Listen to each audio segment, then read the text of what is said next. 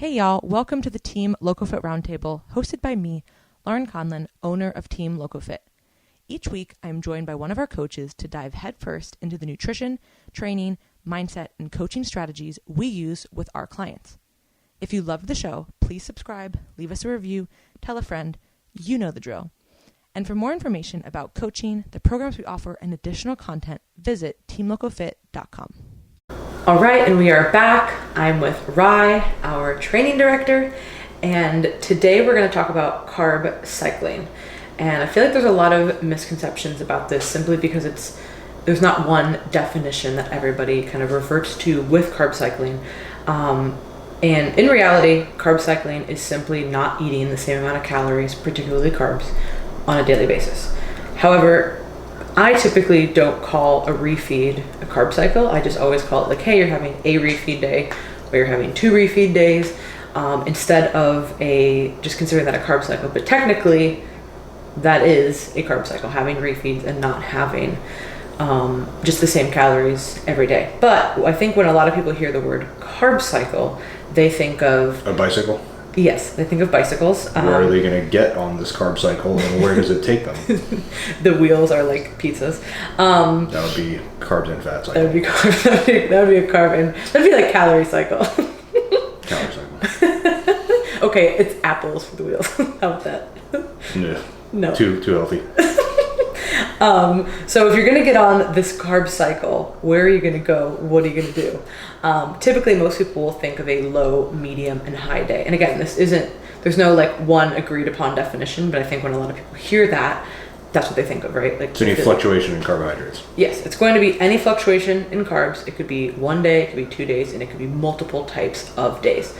And I honestly, personally don't love the traditional, what I just said was like people would consider a carb cycle like low, medium, and high days. It's funny because I love it. Yeah, so that's why we wanted to talk about it, because it's something that I do use it with some clients, and I do think it's particularly helpful for people who are in your situation, basically with both extremes. I think it's really helpful for people who are really low calorie, who are dieting for a show, trying to get like the last bit off, and I also think it's really helpful for people who are in a very high calorie kind of situation like you are, because it wouldn't be a good idea to eat your high days every single day.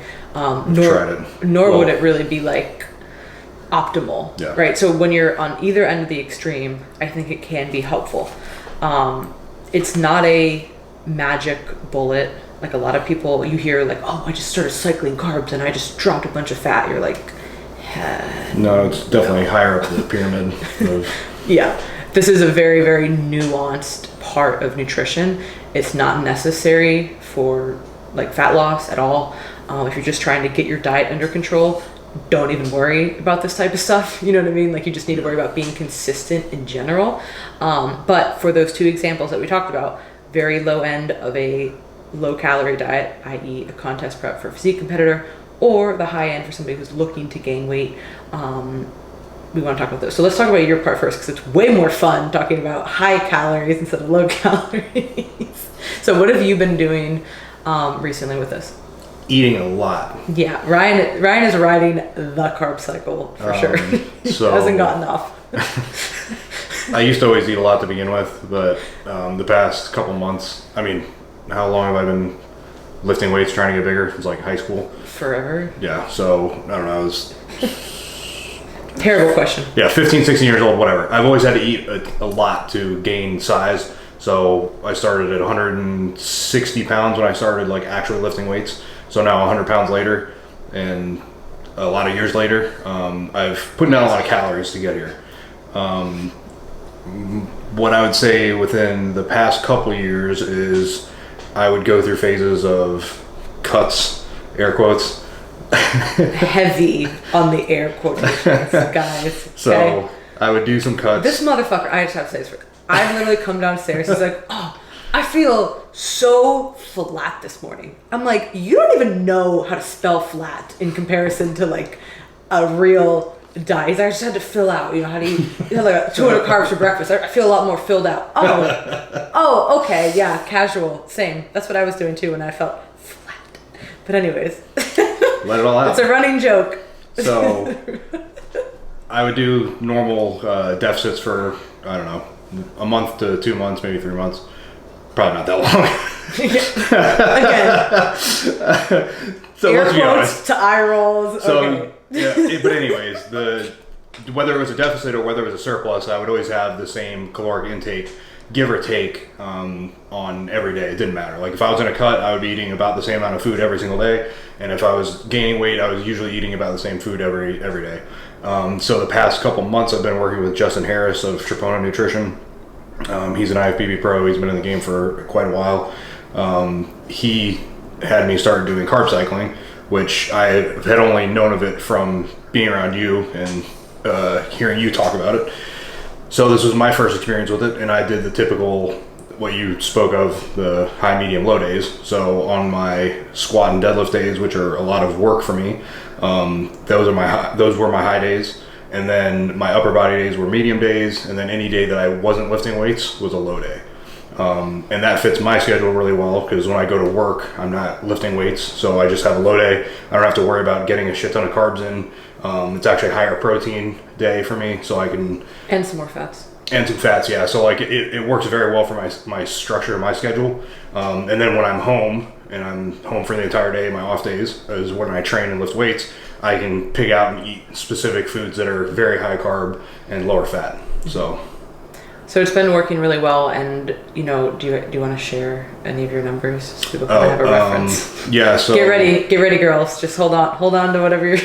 I think my what I was eating before I started working with Justin was probably 400 to 500 grams of carbs a day, depending.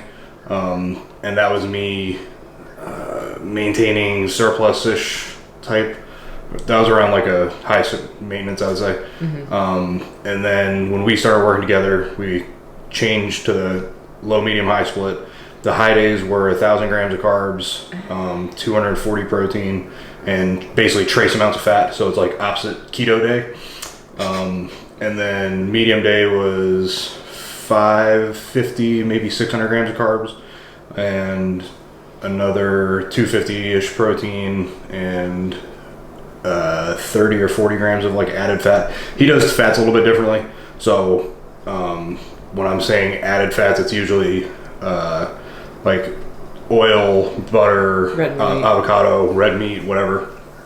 And then the low days were 300 grams of carbs and 80 fat and about 300 protein, I would say. Maybe a little bit more. So it's a rapid fluctuation from low to high day for sure. So it's completely different food choices that you're eating. Well, I still eat rice every day. I eat a lot of rice. Yeah, with Ryan's measly 300 carbs, he still gets to fit rice in. But on the high days, you're having to be very specific with the calories that you're getting, because you can't just eat a donut or a pizza on this carb cycle. People always think that, and obviously I was joking earlier, the pizza carb wheels, but really pizza is carbs and fats, right? It's high carb is different than high calorie. And when you are pushing such high calories to try and gain weight and to try and fuel performance like Ryan is, you can't just eat all of the calories. For certain people you can, but obviously you've done this long enough to where you've kind of reached your peak for that, and when you do that, it's just your body comp is not. I'm having to push. This is my body wouldn't naturally be here to begin with, so I'm having to push to get further than what I normally would be.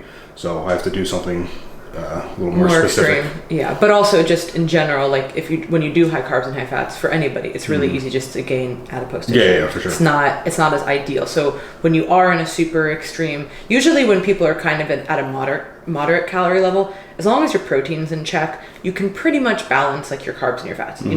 I am somebody who prefers, for certain clients, a little bit lower fat, a little bit higher carb, particularly for people who have body comp goals or lean muscle mass goals. Obviously, there will be certain clients who do better with fats, some people do better with carbs. It just kind of depends on the individual. But when you're not dealing with these huge extremes, it's not as important, right? But when you are at such a high level, of calories, if you just start adding tons of fats to 1,000 carb days, then that's when things get really sloppy really quick. So anybody listening who wants to gain weight or is helping people who are in that kind of a situation, you're going to need to monitor that a little bit closer.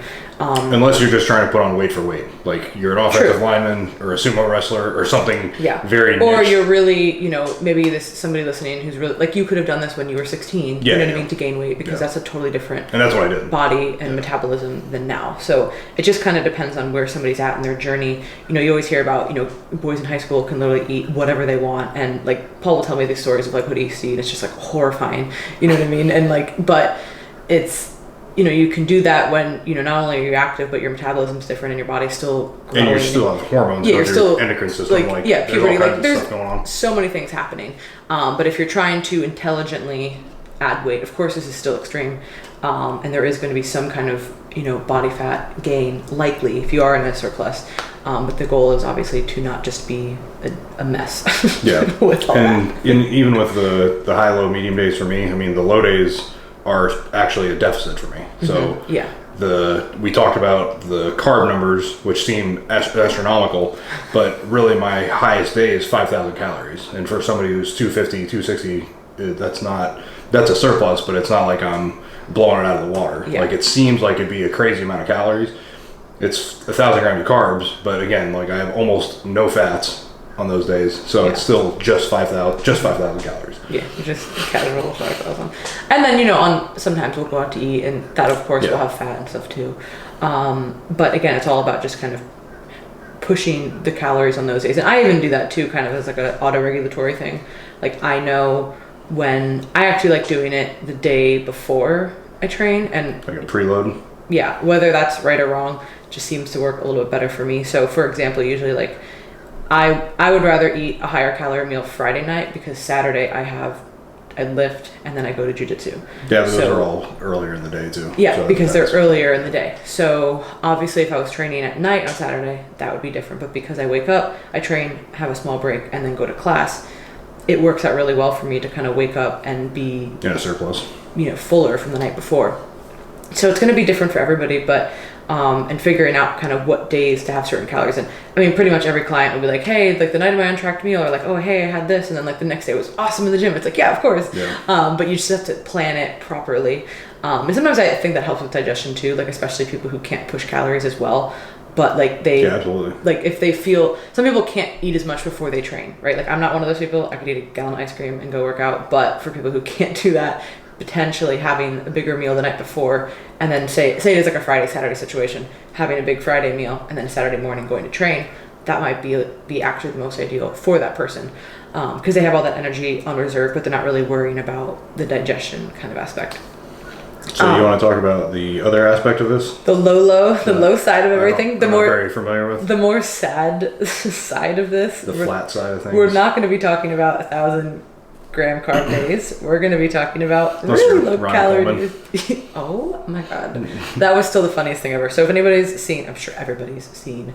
Oh my god, what is the name of the movie? Which one? Like the Ronnie Coleman documentary. He's got a couple. I know, but the first one, the main one. So basically, like Ronnie is talking about like how low carb he eats, and he's like, yeah, just basically eat no carbs, like. Something like 200 grams of carbs, and you're watching him literally add barbecue sauce, like real barbecue sauce, not like the sugar-free one, to all of his meals. And he's like also drinking, like it was some kind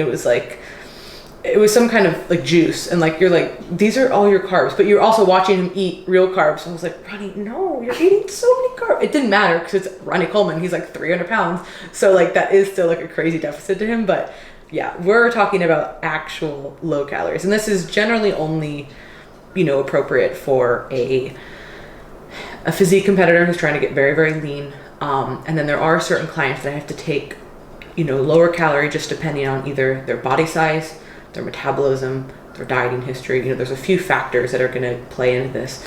So not everybody is going to be able to diet on tons of calories like, everybody would love to do. But in general, these kind of really extreme cycles, I would say, are more for the physique competitor. And even still, I really don't love doing like low, medium, high days. But if I am trying to really, really push someone like low, I just don't find that they respond as well if there's 0 refeeds or 0 high days. That makes sense. High is relative. We'll just call it a medium day because it's generally like a low and a medium day, right? You're not getting into like a high surplus. No, you're still basically in a deficit. Are you getting a maintenance at least on the medium? It just depends. You know what I mean? Like where somebody is. Like, so for example, right now, like, we have a few people who are, finishing out their season who, still need to drop, but, I need to get pretty aggressive. But you can only really be so aggressive for a few days at a time at that very, very low end, because then, everything's going to be trashed. Training, sleep, recovery, the mental kind of aspect of it. And not to say that like a small bump is going to fix all of that, but it can at least kind of be like that carrot at the end of the stick that you like can look forward to. And honestly, at that point, that's why I don't even call it a high day, but the medium day in that instance probably won't even fill someone out, but it'll just be like, okay, I kind of feel like a whole again. Like I feel like I have something in my stomach and I feel somewhat better. And because in reality, losing body fat, particularly for a competition, you're really going to have to get to a place where you're just like emptying the reserves, and you're going to have to be actually flat, and you're going to have to actually go through. Like, when people are always trying to be super full, it's really hard to get fat loss going. Nobody likes to be flat because in reality, like, you look like shit. You go to the gym and you're like, do I even lift? And you kind of you actually look like a little bit softer. Don't know what that feels like. Yeah, Ryan can't relate, but you actually kind of feel softer. So you're like, do I have more body fat? Like, it kind of feels weird, but it's actually just because you're so flat. But you need to go through that process in order to actually get fat loss going, to literally empty out the adipocytes. So, but what I find is that having that kind of medium day sandwiched in, usually after 3 really aggressive days, helps a lot. Now, sometimes I might push it a 4th day if somebody's like really kind of like mentally on it, but at that point you really can't risk a client falling off, and because that's much more detrimental than having just 3 low days. Like, hey, we could maybe get a 4th low day, or you're gonna fall off like and have 5,000 calories by accident. Like that's not an option, especially when you're getting close to a show. So I generally, like I said, still don't love the low, medium, high days. I would rather do like low and then kind of like a moderate kind of day for somebody who's really on the low end, just so they, again, have something to look forward to. Their body can feel somewhat better. And the cool thing about this, especially when somebody is pretty lean, is you notice changes really every few days. Mm-hmm. So if somebody has a day where they respond really well to that refeed, like a lot of times I'll have clients send in their stuff the day after that, and then I'll say, okay, hey, drop it back down, or hey, you can do a second one today because it's based on how your body responded. So a lot of times people will get to a place in their deficit where you can actually add more food later on in a diet. And this is not reverse dieting into a show. This is just like maybe they have a second moderate day or kind of whatever. But generally in the beginning, you can get away with being a little bit more aggressive, less refeeds. You don't really need that because somebody's body fat's higher. But when somebody's getting kind of to that low place, you really need to preserve muscle mass as much as you can. So you have to be really, really careful to not just completely have no food in their system. And that can, of course, cause a whole bunch of different adaptations as well with, hormonal and metabolic things going on, which that's a whole different podcast.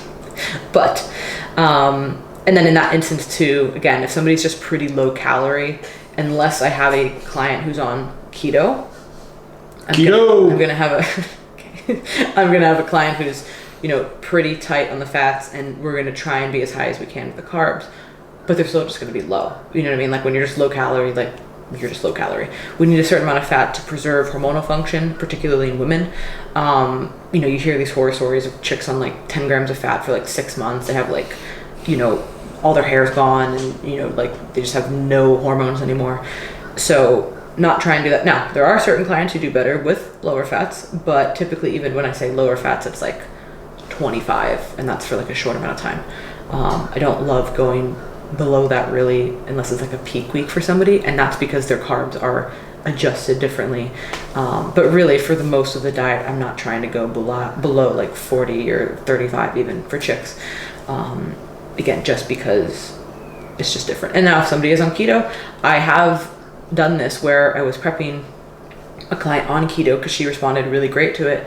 And we actually did do some refeeds. So it is possible. Of course, nutritional ketosis, like for disease management, is very different than keto for bodybuilding reasons. So if you're doing it for a nutritional intervention, For a disease state, you don't need to do this, but for her instance, it actually ended up being really great for her body comp.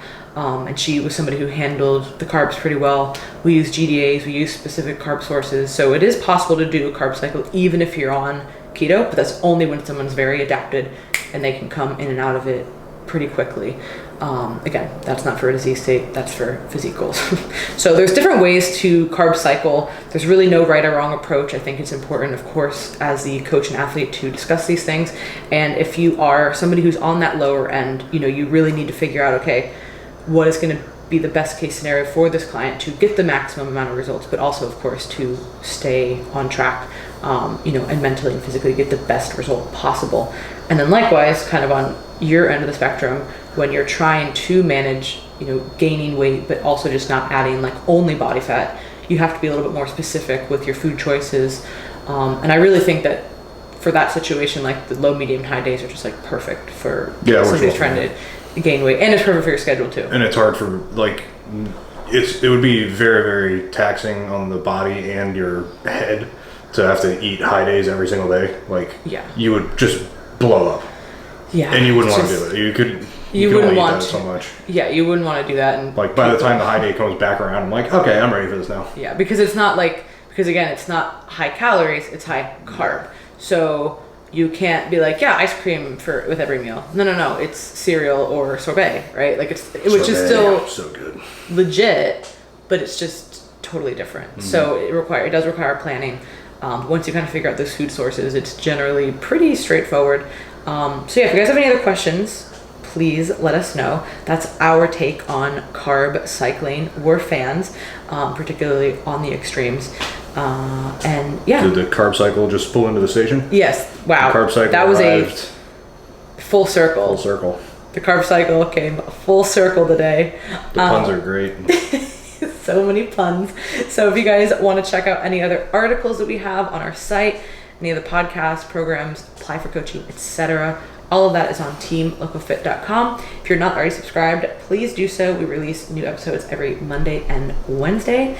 And okay, that's all for now. We will catch you guys later.